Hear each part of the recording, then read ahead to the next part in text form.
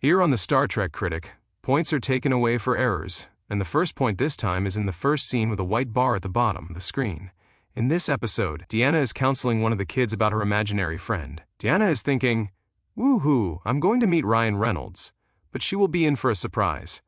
Clara's problem isn't her imaginary friend, but that she likes to make purple omelets and yogurt and raisin salad. Now they run Clara off to the Arboretum so she can do child slave work for Keiko. Don't kids on the Enterprise ever go to school? As usual, an extra crosses when the doors open. There are 1,000 people on the ship, and that's all they do. Sutter does Picard maneuver number 1. Now the secret is out. Deanna counsels the kids of single dads on the ship as a segue to get into the pants of the single dads. And you thought Riker was a player, and he never learned her dirty little secret. There is no evidence that a probe was sent here ahead of the Enterprise that would have solved a lot of headaches. This is unusual, since a nebula is usually the remains of a star, and this one is around a star. Maybe it isn't a regular nebula after all. Felton says I number 1. Geordi and Data contemplate stealing time from engineering. In sickbay, Dr. Crusher is sticking her nose in Nurse Ogawa's personal life, who isn't ready for the third date on the Risa Pleasure Planet. This is what the real Arboretum looks like. They put the kids over here in the kids' corner of the Arboretum, where they can dig holes with no problem. As usual, they come into contact with creatures that live in space and act like they have never seen that before. These creatures can turn into almost anything, and this scene where it turns into a flower is often overlooked. In my opinion, Clara is extremely brave. If my imaginary friend came to life, I would have shit my pants and run like the Dickens. This is Noli Thornton. This is Shea Starr. Both of them are trying out of the part of Jake Sisko on Deep Space Nine, but I don't think they will get it. Isabella says, "Let's be bratty kids." Sutter says I number 2. This is a controversial scene since they always bring up the number 47. Geordi says, "I'm voting for LaForge's Nebula." Data says, "I'm voting for number 47, just to annoy left-leaning LeVar Burton." As usual, in the vastness of empty space, the Enterprise always hits a speed bump. 1 point lost for the turbolift taking kids to the engineering section. In this scene, it is implied that Isabella fixed the problem. If they are that intelligent, I'm not convinced that Isabella would stick to being Clara's imaginary friend. They would have come up with a more direct approach to alerting the crew to their presence. So -1 point. Isabella says she is Snuffleupagus. Riker says this is just as irritating as the narrator using an AI-generated voice. I hate those. Data says, "I use an AI voice. Are you saying you hate my voice as well?" Riker says, yes, actually your voice is kind of annoying. Geordi says they still don't know the left fielder. Picard says let's get some samples of nebula farts. Then they decide if it is safer to leave the nebula or stay and get themselves killed. Riker performs Picard maneuver number 2. Unlike Clara's description, Isabella does not have pierced ears, and those really don't look like buttons on her dress. Clara tries to get Isabella to smile. Then they race into Worf. Worf says if they are lost, they should try Hare Krishna. Isabella looks terrified of Worf. In today's military, married couples are almost always stationed on the same base so the entire family can stay together. Either Geordi's parents are divorced, or Starfleet of the future really sucks at taking care of families. Star Trek is produced in Hollywood, what do you expect? Guinan sees a Cimmerian coral fish, then a Mintonian sailing ship. Data would not use the terms bunny and rabbit together, so -1 point. Guinan is now going to preach Hare Krishna to Clara. Isabella wants to know why she is dressed like the flying nun. Again, they blame the left fielder. Guinan thinks bedtime is 7 or 8, I'm glad she wasn't my mom. According to AI, this was Guinan's imaginary friend. 1 point lost for Deanna in a cat suit for ratings. 1 point lost since Deanna isn't wearing any rank. Isabella is starting to be really bossy. Deanna constantly drags Clara by her hand since she thinks kids can't walk on their own. These are the doors to 10 forward, and all they do is walk around it to the turbolift, so these doors go into 10 forward also. 1 point lost for a single set of doors on the turbolift. Deck 32 is in the star drive, so Deanna wouldn't take Clara there. -1 point. This is a clear sign that something is wrong with Clara. And Deanna's empathic abilities don't seem to pick up on that, so -1 point. Deanna and Sutter are returning from doing the nasty.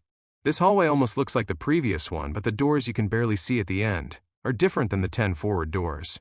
1 point lost for Deanna saying I don't think it's too serious yet. Either she isn't that great of a counselor or he is so good in the sack she is still recovering. Shouldn't the Children's Center be scheduling ceramics classes for Clara? You would think the first thing they would do on the ship is register her in school. It's like they forgot about her. No wonder she needs an imaginary friend. Isabella could easily go to engineering without Clara, unless she has to stay close to Clara because of her form. It seems her species has no clue what children are, and are just considered second-class citizens on the Enterprise. Poor Clara is learning the imaginary friend she created is turning into a monster. Isabella is turning into all our ex-girlfriends combined into one. After all, hell hath no fury like a woman scorned. Deanna comes in and makes things worse. But seriously, why isn't Clara in school? Felton says I number 3. Down in engineering, Geordi and Sutter have found another creature trying out for the role of Odo on Deep Space Nine. Riker does Picard Maneuver 3, but is that a part of a creature, or just an unusual strand in space? Deanna drags Clara into the ceramics class and introduces her to Alexander, who she also counsels to get into Worf's pants. Another 47% reference, and the nebula is red, just a double whammy. They are now caught in what might be a Tholian web. Did it just appear out of nowhere, or did they fly into it? They don't say so, -1 point. Riker does Picard Maneuver number 4. Felton says I number 4. There is a strange shadow here on the chair. Alexander talks about how he is trying out for Nog on Deep Space Nine. This is a terrible way to make a cup. If it took him 2 weeks to make that, they really aren't teaching the kids anything in that class. Then Isabella gets mad. 1 point lost for a visible hand pushing the clay over. And they tell poor Alexander he won't get the part of Nog, and he won't even get the part of Alexander, which makes him mad, and Clara runs out. Just how far away from the ceramic class is the Arboretum? Claire has the meanest imaginary best friend possible. No wonder she is traumatized. The energy strands must be really thick since they can't go anywhere. Felton says I number 5. It's time for a pre-destruction drink.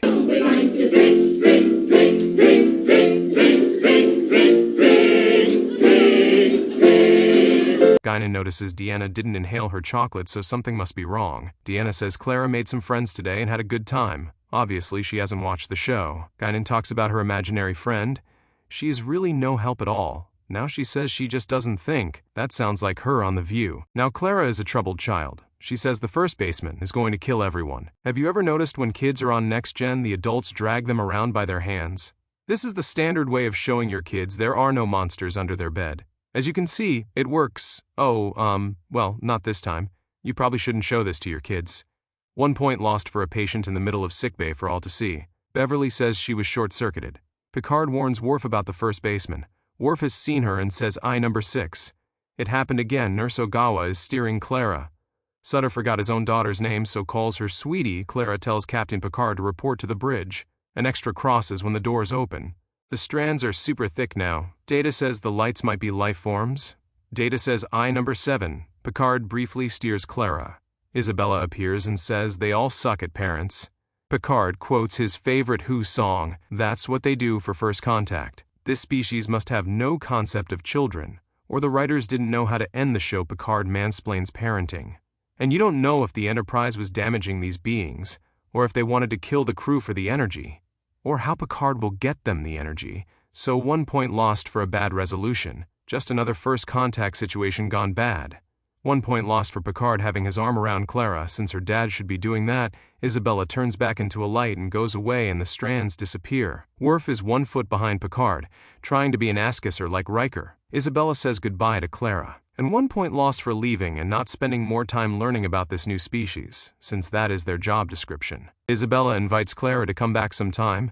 Obviously, these two kids have better diplomatic skills than Picard. This is Sheila Franklin's final appearance of 5 on Star Trek.